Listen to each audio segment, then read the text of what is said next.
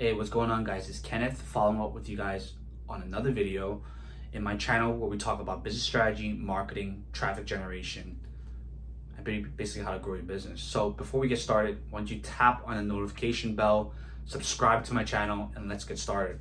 And today, we're going to talk about the show Undercover Billionaire Season 2 with Grant Cardone. And so recently I've been watching a show with, like I said, Undercover Billionaire on the Discovery app. Basically in the show it talks about how people go from starting with $100 and then going 90 days out having $1 million company. So I took away 5 different things that any entrepreneur out there can use and implement. If you're starting out, you're making $0, you want to get to 10K and scale beyond, you can implement these 5 strategies to get your business off the ground. So first thing I learned in the show is contacts equals contracts. Now the idea behind that is, okay, in society, you taught stranger danger, okay? You taught that you shouldn't talk to strangers, but if you don't talk to strangers, you're not gonna get the sale, you're not gonna generate the revenue. Your business is not gonna get off the ground, okay? So it's a numbers game. You need to go out and talk to more people, gather the leads, convert them to a customer, a paying customer to put money in the bank, okay? To fund payroll, etc., etc. So it's about going to your local coffee shop, talking to that person, maybe tapping into their referral network, tapping to your family, your friends, maybe utilizing things like social media to get your brand out there, maybe using email marketing to get to contact potential clients. But the basic idea is make more contacts, talk to more people, leverage traffic to get more contacts and convert them into contracts and paying customers, okay? So that's one thing I learned from Grant Cardone. Contacts equals contracts. Second thing is you need to assemble a team and get people to do what you're weak in. So in the book E-Myth, basically talks about everyday small business owners that wear 10, 15, 20 different hats. Okay, they're doing everything from sales, marketing, they're doing videography, graphic design, they're doing HR hiring, they're specializing in 10 different hats. And that's great to start out, to understand each specific role, but it's not sustainable. You're trying to grow your company to $1 million, $1 million plus and beyond. Okay, you need to obviously hire out and find people that specialize in that field and potentially bring them in so you take that off your plate, okay? But in the show, what I learned that's interesting is that they didn't pay these people. They essentially recruited these people out of a promise that later on we'll pay you when the company is evaluated later on, when you discover, like, essentially it's a barter. Okay, they did not immediately give them cash. Instead, they gave some type of exchange, maybe equity in the business, okay, in exchange for your specialization or your talent or profession. Equity in the business, or maybe promising payment later on, okay? But the point is, the entrepreneurs recruited a bunch of people through their vision, through their ability to persuade on success later on, okay? So that's interesting, through means of barter, payment later on, etc.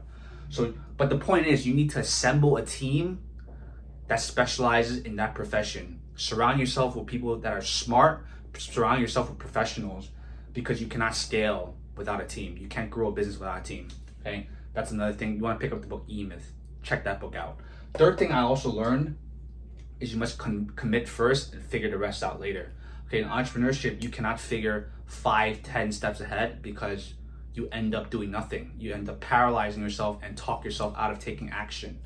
Okay, so the basic idea is to figure out what the most next immediate step is and do that first. Okay, don't worry about 5, 10 steps later.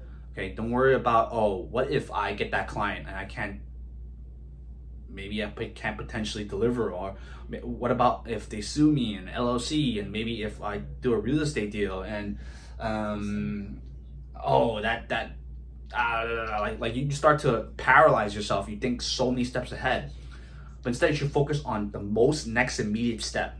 Okay, focus, commit first, and figure out the rest later. Worst case, when you commit first, the first step you should be worried about in business is obviously to get customers, get revenue in the door, maybe take some of that cash, find professionals that can lead you and guide you through some of the unknown steps ahead. Okay, hire out coaches, professionals, mentors to help you out in that process. But the first step, focus on the first step, commit and figure the rest out later. Worst case, you can hire someone, pay someone, and maybe they can help you out later on. But that's one thing I learned: commit first, figure out the rest later. Okay.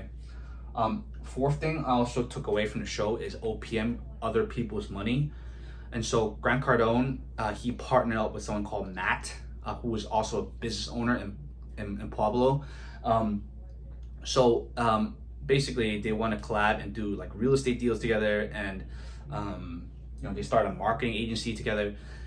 But basically Grant Cardone didn't put a single dollar up to buy that building or that real estate deal. He leveraged Matt's credit score, his identity as a business owner, leverage, loans, essentially leverage his money to get the deal. And in turn, Grant Cardone provides sweat equity, and Matt, had all the cash, had all the capital to fund the deal. So basically, in business, it's not always about you. It's not always about you need money to get started. And some instances you can get started by partnering up with somebody that has the capital, and you guys go in 50-50, give him some equity, you provide the sweat equity, they provide the capital, and you guys go together as business partners. Okay, so this concept of OPM is important, okay, because not everything is about just, oh, you don't have cash, you can't get started. You can always leverage other people. As long as you have the skill set, you have what it takes, you know what you're doing, you can leverage that skill set and partner with someone that has the capital. Okay, so OPM, other people's money, also very important. Fifth thing I learned is sales, persuasion, leadership, and communication. Okay, I think sales, persuasion is how you sales, persuasion, leadership, communication, they're all kind of are sort of connected. They go hand in hand. Okay, if you understand sales, you can essentially convert someone from a stranger into a customer.